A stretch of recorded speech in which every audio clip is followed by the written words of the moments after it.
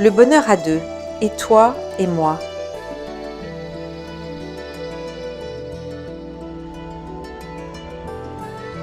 Pour s'aimer, ne faudrait-il pas commencer par trouver sa propre unité et s'aimer soi-même ?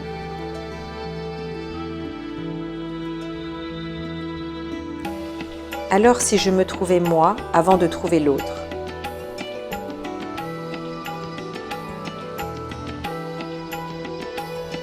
Nous reconnaissons en nous une partie féminine et une partie masculine, le yin, le yang.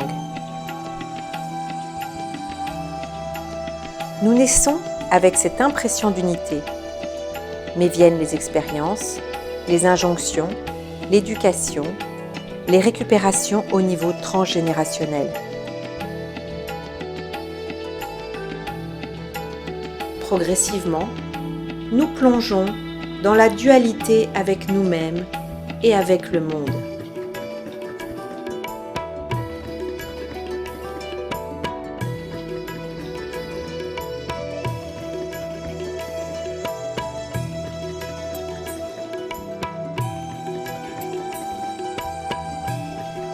C'est pourtant en acceptant de nous libérer de nos souffrances, de nos peurs, de nos armures, que nous pourrons rencontrer l'autre. Le couple révèle et réveille souvent les blessures, les abandons, les échecs, les cicatrices, de vieux programmes, d'anciens traumatismes que nous portons. Mais il n'en est pas responsable. Il est avant tout un lieu de retrouvailles avec soi-même. Idéaliser ou embellir l'autre, le fantasmer, ne nous fait que nous perdre davantage dans un idéal du sublime ou de l'extraordinaire qui n'existe pas. Alors, si je voyais ma richesse intérieure avant de vouloir posséder celle de l'autre, en reconnaissant notre valeur, en réalisant notre potentiel, nous pourrons donner à l'autre de notre joie, de notre tristesse, de notre intérêt, de notre compréhension, de notre savoir, de nos émotions, de tout ce qui exprime et manifeste ce que nous vivons en nous. Nous enrichissons ainsi l'autre sans chercher de retour. Il n'y a pas de stratégie ni de calcul. La compétition saine peut alors faire avancer, car elle est liée à notre propre défi de croissance personnelle. La possession se transforme alors dans une reconnaissance et une bienveillance d'un apport mutuel. La construction du soi, le cheminement personnel de réconciliation avec son essence, nous permettrait de vivre en couple en existant l'un avec l'autre et non l'un à côté de l'autre dans la jalousie ou la comparaison. Alors, si je trouvais ma propre sécurité intérieure au lieu de chercher la protection de l'autre. Par manque de confiance, notre panier reste percé, avec bien souvent un vide abyssal qui pousse à courir toujours plus vite pour le remplir et pour fuir le silence intérieur. Nos instructeurs sont comme des barreaux d'échelle qui nous permettent de prendre appui et de progresser jusqu'au dernier barreau. Là, tout est possible pour nous. C'est la porte de l'infini avec notre propre GPS. À nous de nous forger nos limites, nos croyances, nos valeurs, notre propre sécurité. Nous pouvons nous éveiller par nous-mêmes et donner enfin du sens à notre projet de vie.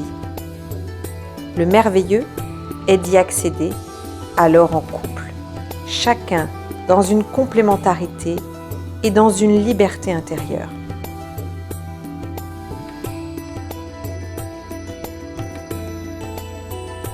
Pour s'aimer, ne faudrait-il pas entretenir notre couple en communiquant, en renouvelant nos projets, en bâtissant ?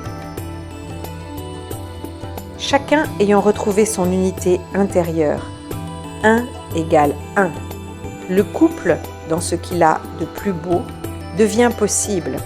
1 plus 1 égale 3. Le couple permet alors d'explorer de nouvelles possibilités de développement. C'est un berceau de créativité. Chacun peut apporter ses ingrédients, sa boîte à outils pour imaginer de nouvelles recettes, bâtir de nouveaux projets. Cette énergie créatrice, qui est le moteur du couple, doit être constamment alimentée. L'amour a besoin de carburant. Il a besoin de projets à court, à moyen et à long terme. C'est une co-construction, une co-création. S'aimer en couple, n'est-ce pas reconnaître une partie du divin en soi et en l'autre?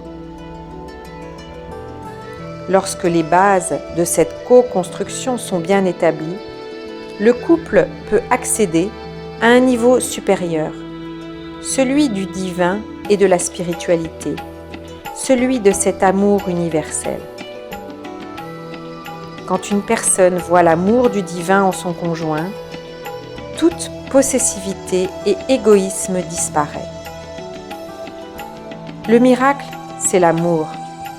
Cela nous bonifie. C'est une grâce d'aimer. Le monde est plus beau avec l'autre. Ce qu'il reste alors à dépasser, c'est l'attachement. Si notre sécurité dépend de quelqu'un d'autre, nous sommes extrêmement en danger, car l'autre est changeant et peut nous surprendre à tout moment. Notre chantier, pour s'aimer à deux, est bien de déjouer ce schéma en se rencontrant d'abord nous-mêmes, avec notre conscience pure et universelle, en reconnaissant notre personnalité et en épousant la vérité extérieure et intérieure. La plus grande chose qu'un mari ou une femme puisse souhaiter pour son conjoint serait la voie de l'éveil, car le développement de l'âme fait ressortir les qualités divines de compréhension, de patience, de réflexion et d'amour. L'amour du couple serait ainsi transcendé dans l'amour du divin.